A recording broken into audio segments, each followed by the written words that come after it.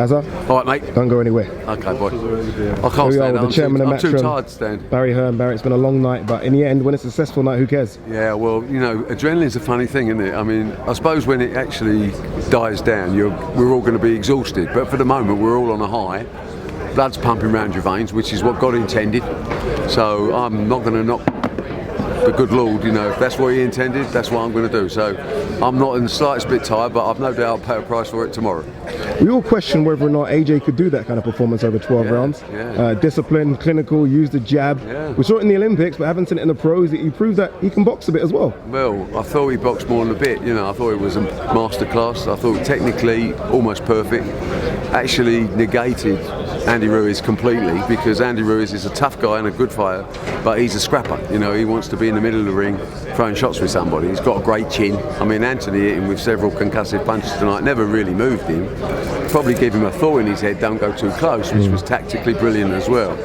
But, you know, hats off to Rob McCracken, Anthony's team, which has, you know, done such a great job, and Anthony himself for absorbing that and having the discipline not to let the red mist come down and say, you know, we're on Watford High Street, let's have a tear up. You know, that was a really polished, professional performance. It wasn't one of your smash bang wallops which gets the crowd going mental, but it was shades of greatness in there because it was so perfectly executed. Did you expect a bit more from Ruiz, or is that taking maybe credit away from AJ's performance? Ruiz was what I expected. I mean, he was heavier than I thought he'd been. I think he probably paid the price for that in the second half of the fight. There wasn't quite as much snap to his punches, but he is what he is, what it says on the can. He's a tough guy, brawler. And if you want to be a tough guy brawler as well, you're risking getting beat, as Madison Square Garden's proved. And Anthony didn't get sucked into that. You know, it's not a macho system here. It's not, you know, it is the sweet science, and tonight we saw a brilliant version of the sweet science. Let's briefly talk about the crowd. There was a lot of talk maybe in the lead up to this fight that the Brits wouldn't travel. They travelled. It was a beautiful crowd that they had packed. It started to rain. When it stopped, they started to sing. I know. I mean, it's so motivating, it's so exciting to be taking any type of sport in my life to a new territory, to new people, and to look at their faces and to see you can feel the energy. I just think it's a wonderful experience, and we're so blessed to be part of it.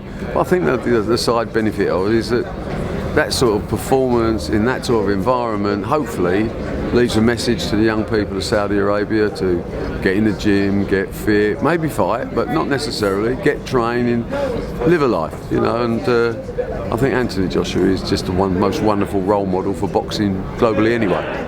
Ruiz was here in his post-fight press conference a few minutes ago. He said didn't train as much, didn't take it seriously, went partying, went drinking. Does that surprise you?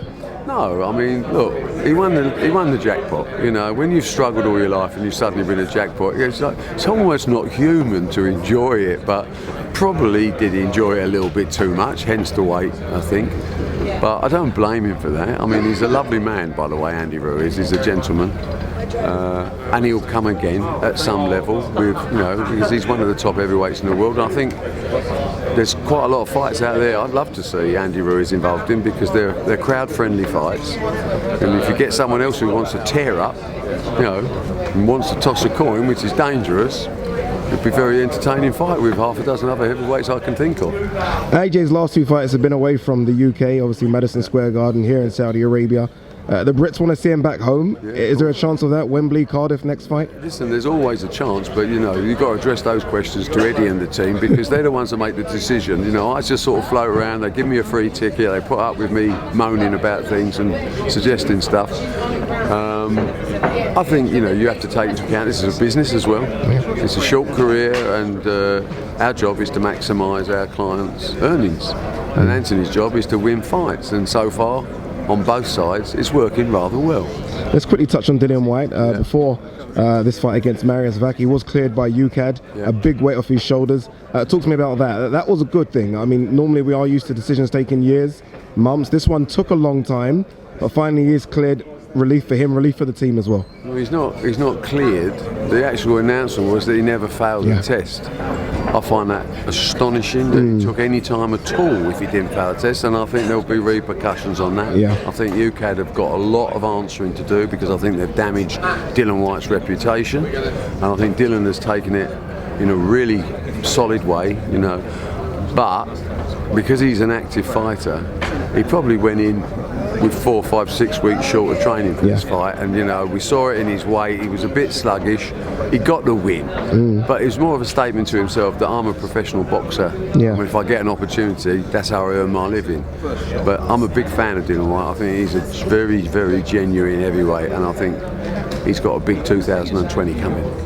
Do you know anything about this WBC situation? He's been waiting, it feels like, about 2 years now. It is, I think it is about, and again, I think it's outrageous. And I mean, it's not for me to tell Dillian Whyte what to do, but I'd be on the phone to my lawyers tomorrow, because I think UKAD and I think WBC have both got a lot of serious questions on damage to reputation and loss of earnings because of their unsolicited and unrequired actions and unjustified actions, as has been proved in the case of UKAD by their rather bizarre press conference, press statement, which if you read it all, it actually said there was nothing wrong at all at any time. So why the hell Dillian Whyte has been put through what he's been put through is a mystery to me. All in all though, Barry, fantastic night here in Saudi Arabia. AJ gets his belts back. Everyone is happy. Exactly. You must be happy as well. Fantastic. Yeah, I mean, listen, nights like this at my age and after 45 years in the business, they're still as special as the first one, you know, so I'm grateful for AJ giving me a chance to get the buzz again, my friend. Get the buzz. There you go. Barry Hearn, as always, thanks for talking to Pro Boxing fans. Much appreciated.